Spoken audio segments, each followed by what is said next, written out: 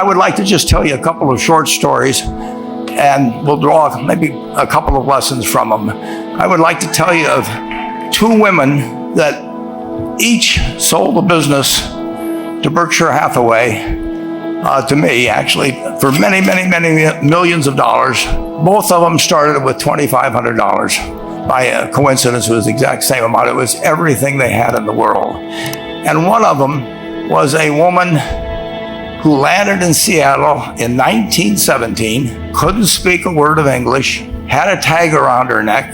The tag said Fort Dodge, Iowa. The Red Cross got her to Fort Dodge, where she was reunited with her husband who had come to the country a couple of years earlier. And she lived in Fort Dodge for 2 years. And as she put it, she felt like a dummy.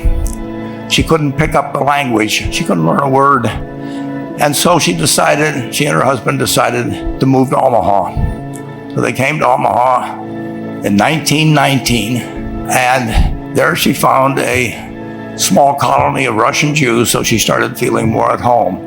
And then as her oldest daughter went to school, she would come home, this daughter, Frances, and she would teach her mother the words she'd learned in school that day. And this woman, Rose Blumpkin, spent 20 years saving money, bringing first her siblings over, her mother and father, $50 at a time. She sold used clothing to do it. She had 4 children during this period. And by 1937, after 20 years, she'd saved $2,500. She went to Chicago and she bought what she could of furniture. Her dream had always been to open a furniture store.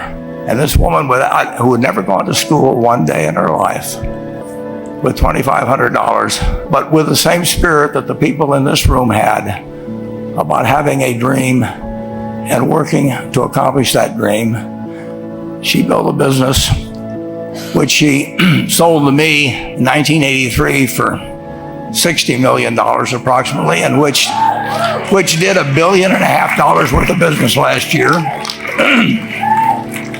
The 4th generation is working in that business.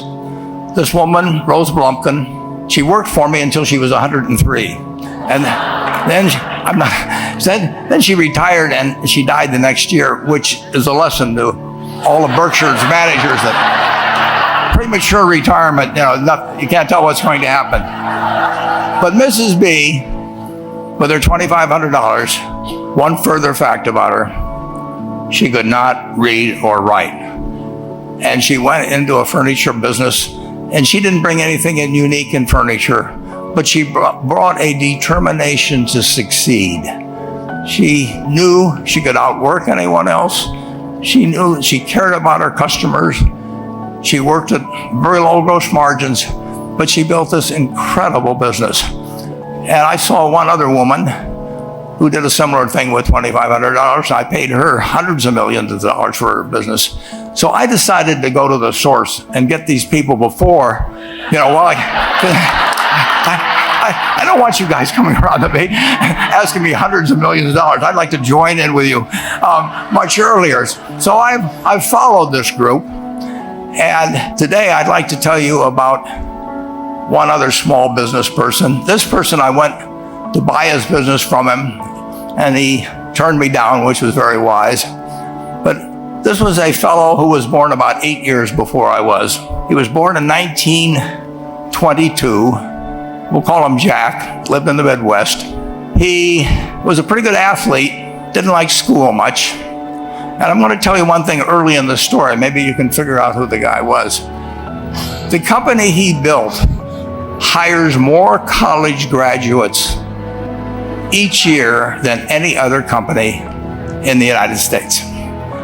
And this fellow, who was destined for this but did not know it, Jack, went to college for a year and then dropped out. He really wasn't that interested in school. And the year he dropped out was 1941. And when the United States became under attack, he went down to the Army Air Force recruiting station, volunteered, and they turned him down because he had hay fever. So he went over to the Navy and again volunteered, and they took him, They put him on an aircraft carrier. He flew small fighter planes during World War II, got 2 distinguished flying crosses from the Navy, and then he came back to the Midwest. So now we've got a young guy. Probably by this time he would be 23 or 24 years old. And the interesting thing is, he got back to the Midwest, and he actually kind of went from one job to another for a short period of, or not such a short period of time. And he finally became a used car salesman at a Cadillac dealership in St. Louis, Missouri. And at age 35, having moved up in the organization, the sales organization, he said to his boss, "Could I go into car leasing business with you?" The boss said, "Well, if you'll cut your salary in half and you'll come up with," I think it was $25,000, which he borrowed, "we can become partners in a car leasing company." So my friend Jack started at age 35 in the car leasing business. And he had 7 cars. It was pretty slow. In fact, one of the things he did was whenever the phone rang, he let it ring 3 or 4 times so people would think that he was very busy answering other phones. And of course, it was the only call he was going to get all day.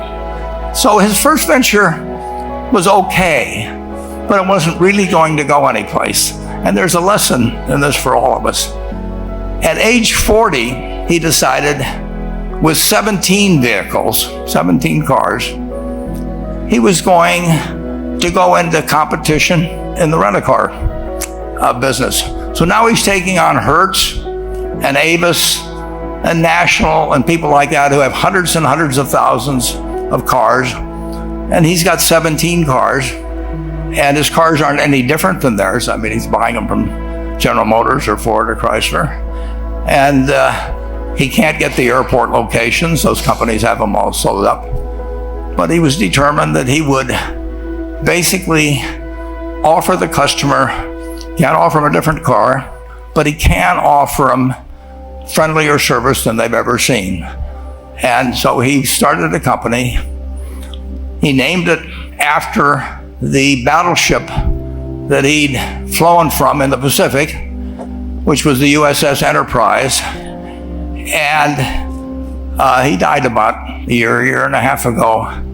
But when he died, his rent-a-car company, starting with those 17 cars, was worth more than Hertz and Avis and all the rest of the rental cars put together. The man's name was Jack Taylor, and his son, Andy Taylor, is a good friend of mine, runs the business now. A grandchild is in the business. There'll probably be a 4th generation along the line. So this man in the United States, he didn't invent artificial intelligence. You know, he didn't do anything that, just like Mrs. B selling furniture, I mean, that any one of us could have entered those businesses. But he lived by the creed, basically, of delighting his customers and working with people and establishing the relationship with them so that they in turn would want to delight the customers. He couldn't go out there and take care of every rental car possibility, but he learned how to project himself and his attitude toward his fellow man and his desire, to make a friend out of every customer. He managed to take very ordinary cars and turn them into this extraordinary business from virtually nothing. And it illustrates several points. One is, you don't necessarily get it right exactly right the first time. I mean, the car leasing business, basically you were competing on the cost of money to finance cars. And it's very hard to delight a customer when you just give them the car and tell them to send you a monthly check for 5 years and you'll be back at that time. So his talents were being wasted basically in that business. But at the age of 40, with all of that experience behind him, he found the golden key.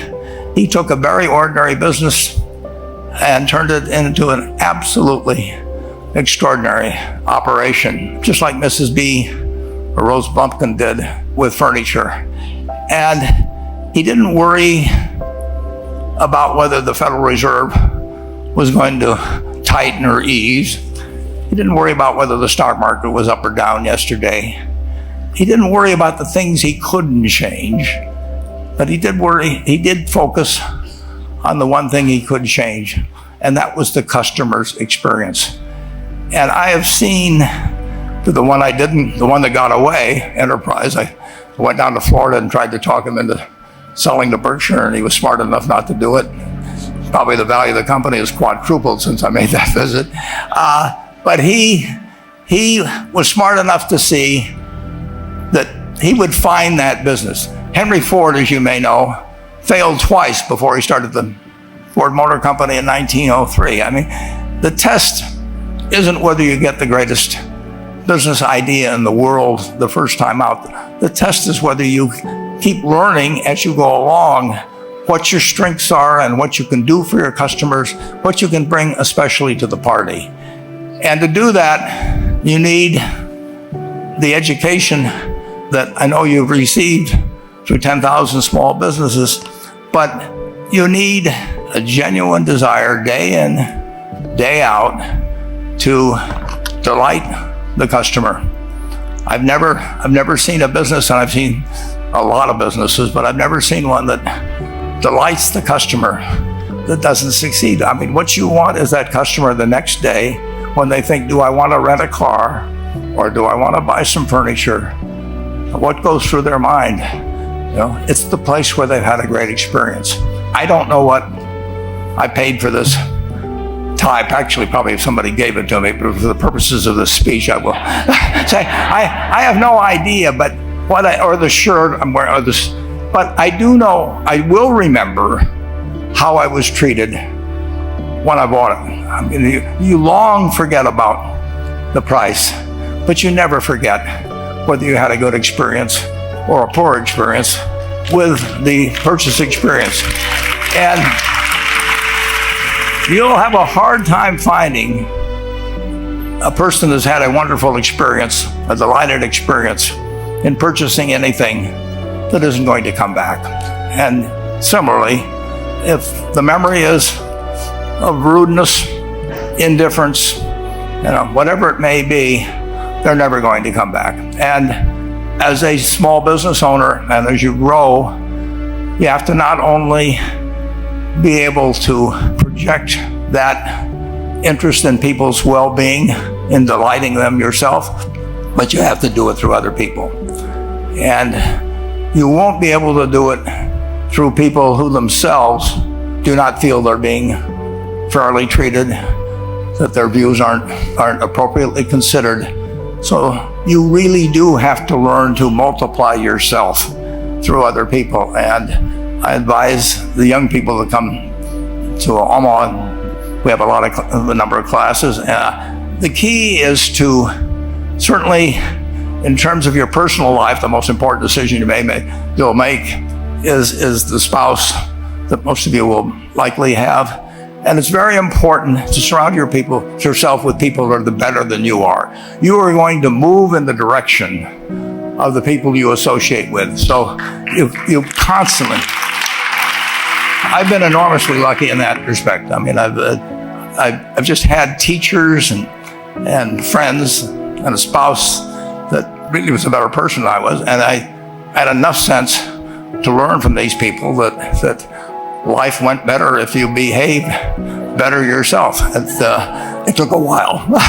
So I advise you to seek out, as your partner in business, your partner in life, whatever it may be, look for the people that actually are examples to you rather than somebody that you think you need to straighten out yourself. And simple rules like that, delighting customers, working through other people, associating with people that will cause you to move in a better path than you might otherwise have, they will take you so far in life that it's hard to believe. I mean, they took Rose Blumpkin without being able to speak a word of English, couldn't read or write, and they took her to what is now a $1.5 billion business. And incidentally, there's been no money put in it since the $2,500. That's been the total capital paid into the Nebraska furniture market.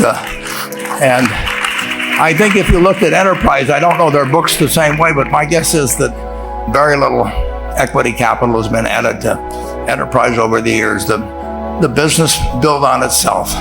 So I want to tell you, I admire this group enormously. When I met Dr. Mello's class on September 22nd, 8 years ago, I was thrilled. And I admire people that are doing what you have done. Working hard at your job at the same time, you took on an added, really, lot of hard work to further your skills. 99% graduate. I mean, it's a mind-blowing statistic. And I'm looking at 2,200 people here who I admire. I'm cheering for you, and I can tell you the best is yet to come. Thank you.